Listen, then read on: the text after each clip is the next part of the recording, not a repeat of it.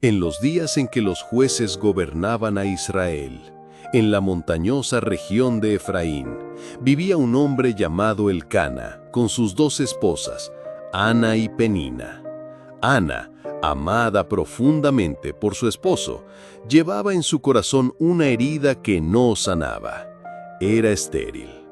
Cada año, la familia peregrinaba a Silo para adorar en el tabernáculo, donde el sacerdote Elí servía ante Dios. Penina, la otra esposa, aprovechaba esos viajes para burlarse de Ana, cuya angustia la consumía hasta las lágrimas.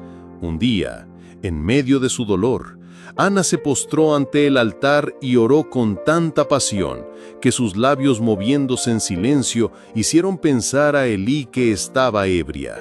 Pero cuando ella le explicó que derramaba su alma ante Dios, el sacerdote bendijo sus palabras: «Ve en paz, y el Dios de Israel te conceda lo que has pedido». Ana regresó a casa con una esperanza renovada, y antes de que el año terminara concibió. Cuando nació el niño, lo llamó Samuel, diciendo: «Porque se lo he pedido a Jehová». Cumpliendo su promesa, una vez destetado el pequeño, Ana lo llevó al tabernáculo y lo entregó a Elí para que sirviera allí toda su vida. Aunque su corazón de madre se estremecía, cantó un himno de alabanza, profetizando la grandeza de Dios que humilla a los soberbios y exalta a los fieles. Mientras tanto, Samuel, vestido con un efod de lino, crecía en presencia del Señor, ayudando en las tareas sagradas bajo la mirada ya anciana de Elí. Pero no todos honraban el santuario. Los hijos de Elí, Ofni y Finés, eran hombres corruptos que robaban las ofrendas y cometían inmoralidades con las mujeres que servían a la entrada del tabernáculo.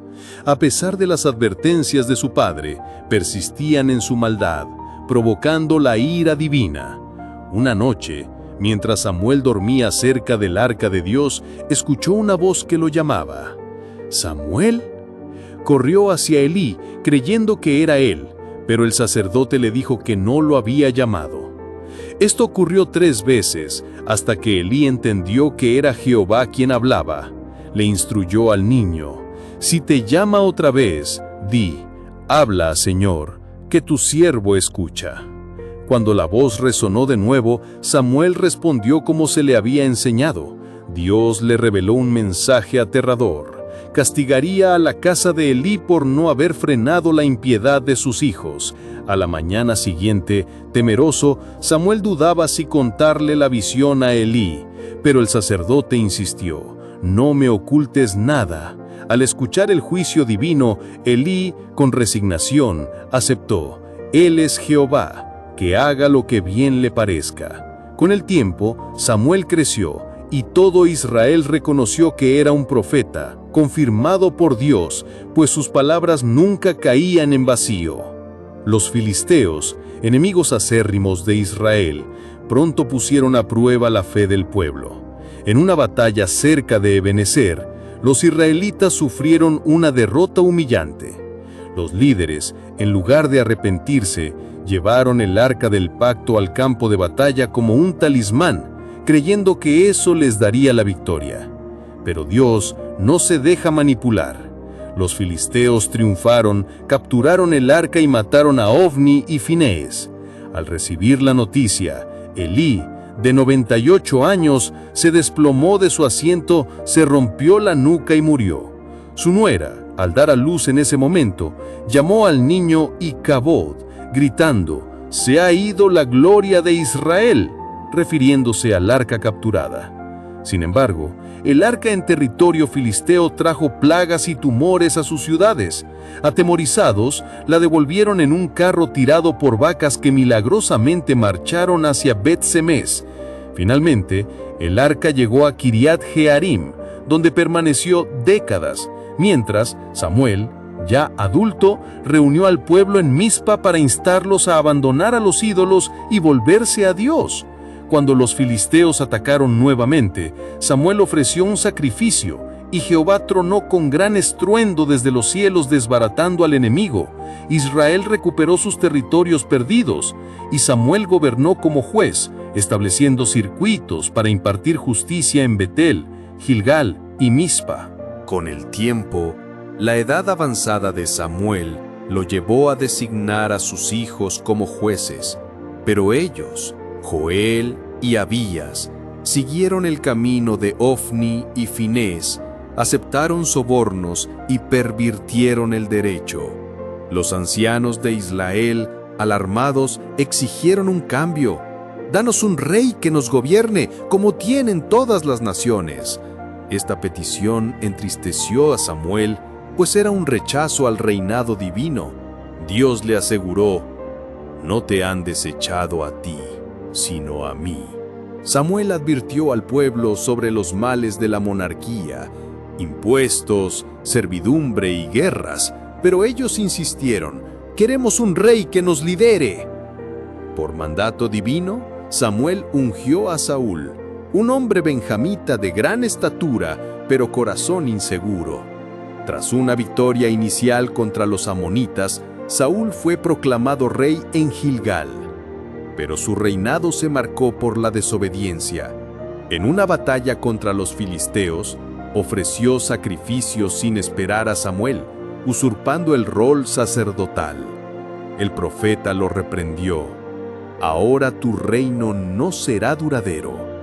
La gota que colmó el vaso fue cuando Saúl, en lugar de destruir a Amalek como Dios ordenó, perdonó al rey Agag y guardó botín.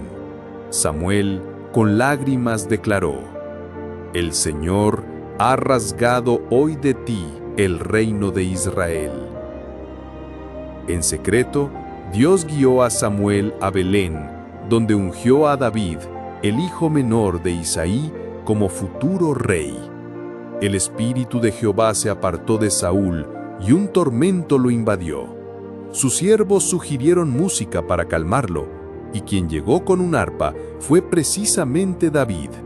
Por un tiempo, las melodías del joven pastor aliviaron al atormentado monarca, pero cuando David derrotó a Goliat y el pueblo lo aclamó, los celos de Saúl estallaron en una persecución sangrienta.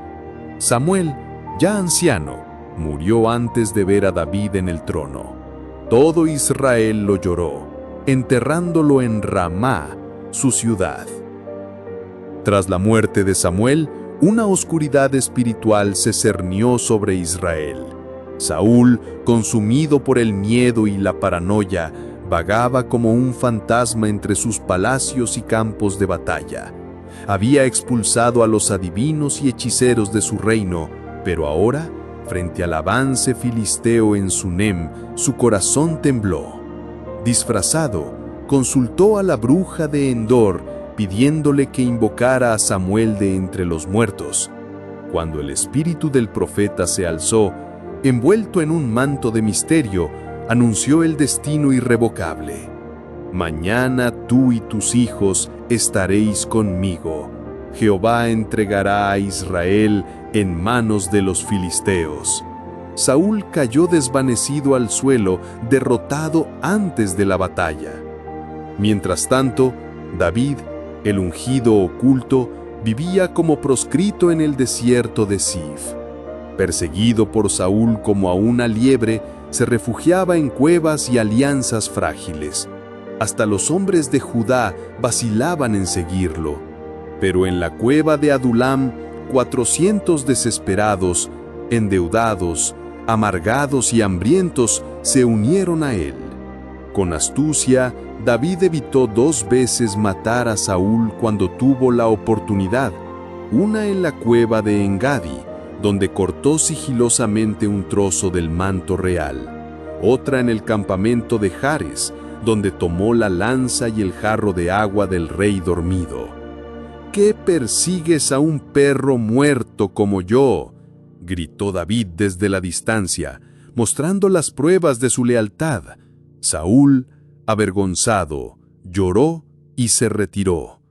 Pero la tregua siempre era efímera.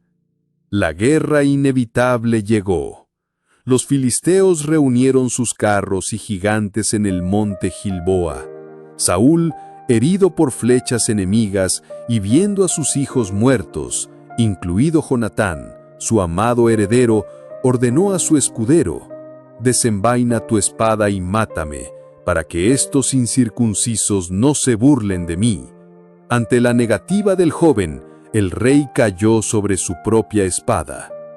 Al día siguiente, los filisteos encontraron los cadáveres, decapitaron a Saúl y colgaron su armadura en el templo de Astarot.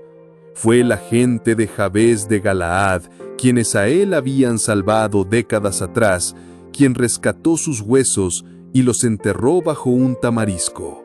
La noticia llegó a David en Siclag, donde acababa de derrotar a los amalecitas que habían quemado su aldea. Aunque Saúl lo había cazado como a una bestia, David lloró por él y por Jonatán, su amigo fraternal. Compuso un lamento que correría por generaciones. ¿Cómo han caído los valientes? Jonatán, en tus alturas fuiste muerto. Angustia tengo por ti, hermano mío. Pero el tiempo del duelo terminó pronto. Dios le ordenó marchar a Hebrón, donde la tribu de Judá lo ungió como rey. Sin embargo, el norte aún seguía a Isboset, hijo de Saúl, manipulado por el general Abner. Durante 7 años, la guerra civil dividió a Israel, hasta que traición y sangre tejieron el camino de David. Isboset fue asesinado por sus propios hombres y Abner, tras pactar con David, cayó bajo la venganza de Joab. Finalmente, los ancianos de todas las tribus llegaron a Hebrón. «Hueso tuyo y carne tuya somos», declararon, reconociendo el plan divino. David fue ungido rey sobre un Israel unido. Su primera acción estratégica fue conquistar Jerusalén, la fortaleza jebusea que nadie había podido tomar. Desde allí estableció su capital y trajo el arca del pacto en una procesión de danzas y cantos. Mical, hija de Saúl, lo despreció por bailar semidesnudo ante el arca, pero él respondió: «Ante Jehová me alegraré». El reino floreció. Los filisteos fueron derrotados. Los moabitas pagaron tributo y hasta los sirios de Damasco cayeron ante sus ejércitos. Pero la gloria tiene sombras. Una tarde, desde su terraza, David vio bañarse a Betsabé, esposa de Urías elitita. El deseo lo venció, la tomó y al quedar ella embarazada, urdió el asesinato de Urías en primera línea de batalla. Cuando el profeta Natán, sustituto de Samuel, le contó la parábola del hombre rico que robó la única oveja del pobre, David estalló en ira. «Ese hombre merece morir». Natán lo señaló: «Tú eres ese hombre». El juicio fue claro: «La espada no se apartará de tu casa». Y así fue. El hijo de Betsabé murió. Su hija Tamar fue violada por Amnón, su hijo predilecto, y este fue asesinado por Absalón, el príncipe de hermosos cabellos, quien luego se rebeló contra él. David huyó de Jerusalén llorando, mientras Absalón se proclamaba rey y se acostaba con sus concubinas en público. Pero el amor de un padre era más fuerte que el trono. «Tratad con delicadeza al joven Absalón», ordenó a sus generales. Cuando Joab lo atravesó con 3 lanzas mientras colgaba de un árbol por su cabellera, el grito de David rasgó el cielo: «Hijo mío, Absalón, ¿quién me diera haber muerto en tu lugar?». El rey regresó a Jerusalén, pero su corazón nunca sanó. En sus últimos días, otro hijo, Adonías, intentó usurpar el trono. Betsabé y Natán actuaron rápido. Recordaron a David su juramento de que Salomón reinaría. El anciano monarca ordenó ungir a su hijo junto al manantial de Gijón, mientras los cuernos de carnero anunciaban el nuevo reinado. David murió en paz, habiendo servido a su generación según la voluntad de Dios, y fue enterrado en la ciudad de David. Salomón, el hijo de la promesa, construyó el templo que su padre soñó, pero esa es otra historia.